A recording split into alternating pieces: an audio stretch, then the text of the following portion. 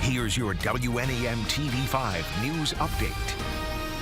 Good evening, everyone. I'm Meg McLeod. Here's a quick look at some of the stories we're following tonight. Animal cruelty charges dropped against the owner of a mid-Michigan animal rescue. Melissa Borden owns the Devoted Barn. The rescue has housed animals in Grand Blanc Township, Oakland County's Rose Township, and Livingston County. A judge dismissed the case in Genesee County yesterday. The Genesee County Prosecutor's Office says they are appealing the judge's decision.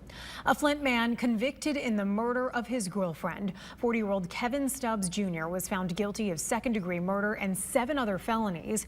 He killed 29-year-old Treasury Causey Box in October of 2022.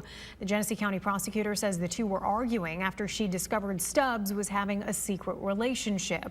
The prosecutor adds Stubbs shot Causey Box for, quote, certain text messages at her home at the former Evergreen Regency Apartments. Investigators say Causey Box's 5-year-old son heard the gunshots and found his mother's body. Stubbs was arrested a few days later. He faces up to life in prison and will be sentenced July 22nd.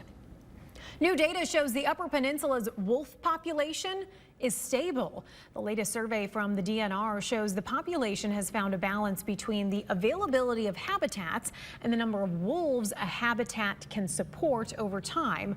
The study found there was an increase of 131 wolves compared to the 2022 estimate. The DNR will continue its search for wolves in the Lower Peninsula with a planned survey for early 2025. And now here's Chris with your first alert forecast. Thanks. Still watching the chance for storms as we go through the next couple of hours, but it's looking like for the most part we do avoid severe weather this evening. We still have a marginal risk in place and also a slight risk just to our south, but so far the storms have been primarily around us. We've had some intense activity to the north and east of us, and we've also had some activity to the south. For us, we've had a few thunderstorms here and there, but just not much to really take advantage of the environment that's been there today. We've had no shortage of energy. We just really haven't had much to actually set things off. As far as your hour-by-hour forecast goes, going through the rest of tonight, we expect to clear out behind a cold front. Skies will remain clear for most of the night. We should have a beautiful Friday ahead of us, and it looks like we'll have a pretty nice start to the weekend on Saturday as well. Low temperatures before we get there tonight, 50s and 60s, much more comfortable out the door tomorrow. Highs middle and upper 70s on Friday,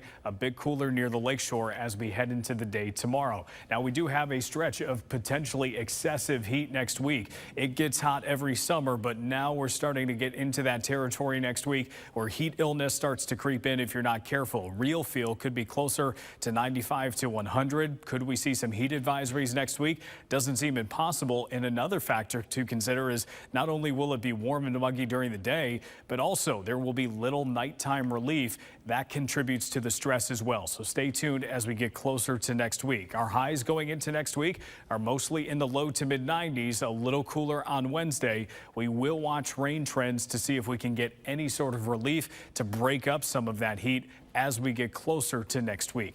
Your 7-day forecast shows a beautiful Father's Day weekend before we get there. A few showers seem possible on Father's Day. We'll keep tabs on that, and we'll also keep tabs on any chances for showers and storms going into next week. Remember to tune into WNEM TV5 on air and online 24/7 for the latest news, weather, and information.